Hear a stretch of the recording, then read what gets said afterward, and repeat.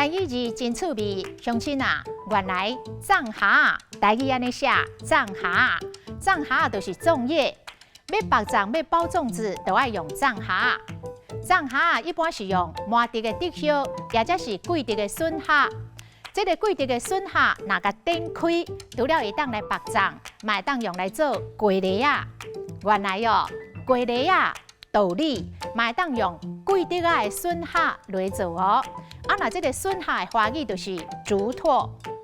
农历的5月初5是端午节，端午节就是5日节、5月节，也则是肉粽节。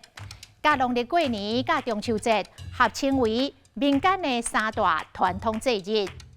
5日节的传统风俗爱白粽、食粽、鸭粽，除了肉粽，还有鸡粽、鸡粽。